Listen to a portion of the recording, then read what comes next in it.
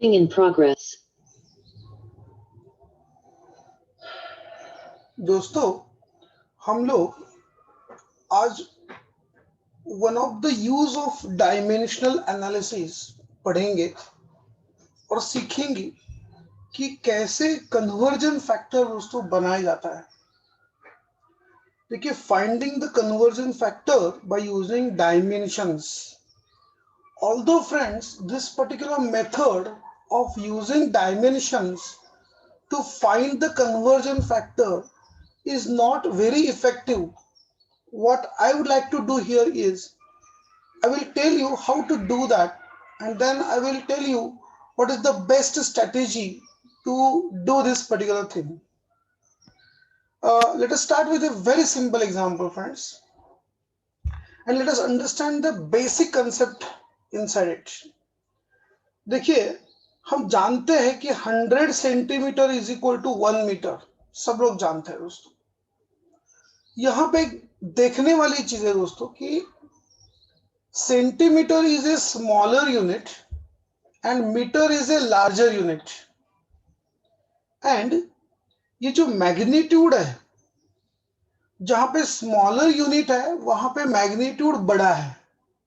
देखिए, मीटर का यहाँ पे जो मैग्नीट्यूड है वो दोस्तों वो 1 है, और जहां पे सेंटीमीटर लिखा गया है वहां पे मैग्नीट्यूड जो है वो 100 है।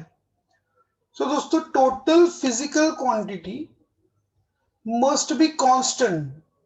मतलब मैग्नीट्यूड मतलब numerical value multiplied by the unit of physical quantity must be constant. This is what is the basic understanding. So दोस्तों, इसका मतलब ये हुआ कि magnitude is inversely proportional to the unit. अगर बड़ा यूनिट है तो मैग्नीट्यूड छोटा होगा, छोटा यूनिट है तो मैग्नीट्यूड बड़ा होगा। Let us take one simple example here. Would like to know what is 1 metre cube is equal to x centimetre cube. मतलब हम लोगों को दोस्तों निकालना है यहाँ पे how much is x, x कितना है ये हमें यहाँ पे निकालना है। सो देखिए, एक है दोस्तों एक SI यूनिट है, metre cube is 1 SI unit of volume and centimetre cube is a SI unit of volume. इनके बीच में हमें कन्वर्जन फैक्टर चाहिए। मैग्नीट्यूड, अब हम लोग क्या करेंगे दोस्तों, रेशियो जो है वो उल्टा लेंगे। Okay, magnitude in CGS divided by magnitude in SI is equal to LSI divided by LCGS। यहाँ पे CGS होना चाहिए दोस्तों। Alright, L stands for length. Basically हम लोग ये जानते हैं that the dimensions of volume is equal to L to the power 3। ये हम लोग जानते हैं दोस्तों। तो देखिए, मैंने यहाँ पे उल्टा लिखा है, magnitude in CGS divided by magnitude in SI is equal to, उल्टा लिखा है देखिए दोस्तों, LSI डिवाइडेड बाय LCGS, इसका bracket cube. So magnitude in CGS हम जानते हैं x, यही तो x निकालना है हमें, right. Magnitude in SI is 1 है ना। तो L इन SI क्या होता है दोस्तों, मीटर होता है। लेंथ का जो यूनिट है वो मीटर होता है SI सिस्टम में। अब लेंथ का यूनिट जो CGS सिस्टम में होता है वो सेंटीमीटर है, तो दोस्तों इसका cube. So notice that metre हम जानते हैं 100 centimetre. So this centimeter and centimeter will cancel out and we will get 10 to the power 6 as the value of x. So obviously then 1 meter cube is equal to 10 to the power 6 cc, that is centimeter cube, is equal to 10 to the power 3 liter, है ना। So इसका मतलब क्या हुआ दोस्तों, आप जानते हो कि 1 लीटर इज इक्वल टू क्या होता है, 1000 cc होता है। मतलब 10 to the power 3 centimetre cube होता है।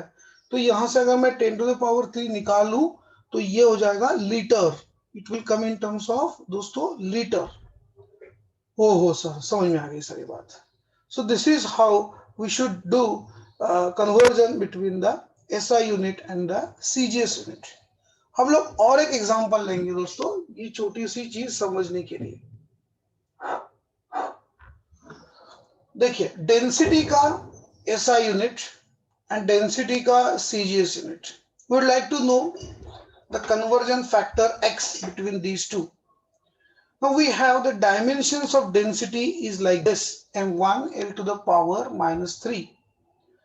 अब जब मैं न्यूमेरिकल वैल्यू मतलब मैग्नीट्यूड जो लूंगा वो इसका पलटी लूंगा, है ना, NCGS और यहाँ पे देखिए MSI एंड LSI, और ये जो इंडेक्स होंगे वो उसके करस्पॉन्डिंग होंगे. डेंसिटी के लिए जो हमने डायमेंशन निकाले हैं उसके हिसाब से ही इंडेक्स होंगे.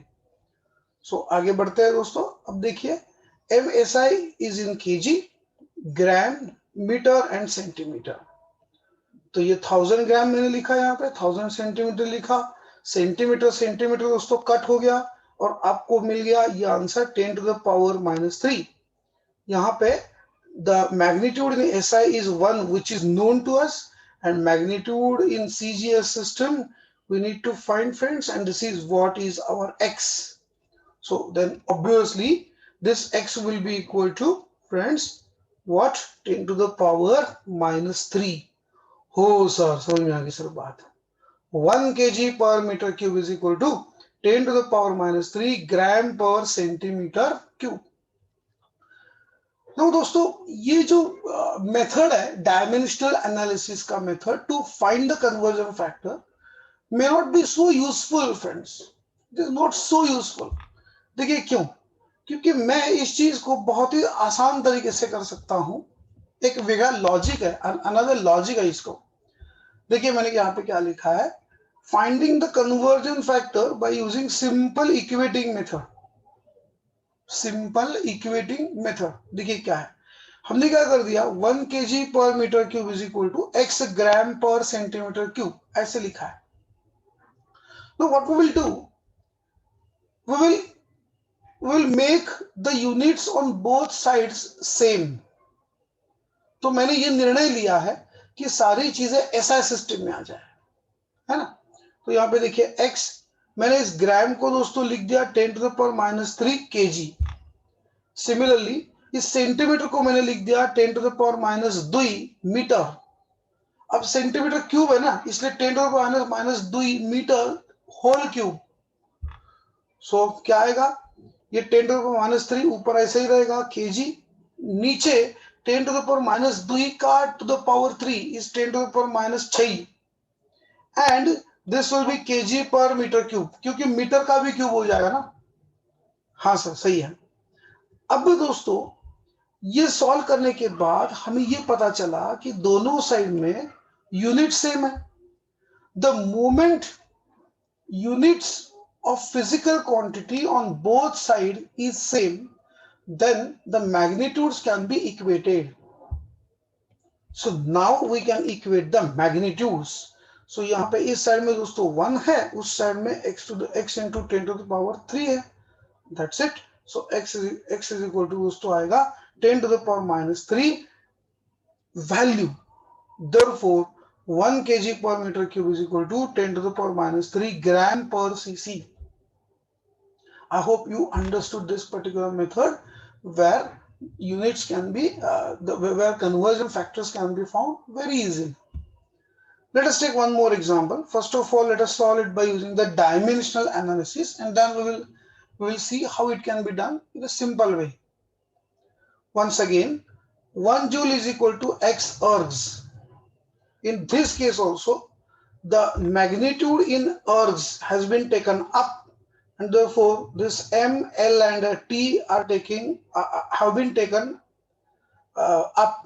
So यहाँ पे ये CGS ऊपर है और यहाँ पे ये SI ऊपर है, और ये जो पावर्स है M to the power 1, L to the power 2 and T to the power minus 2, these are the powers of energy, क्योंकि joule is a unit of energy दोस्तों.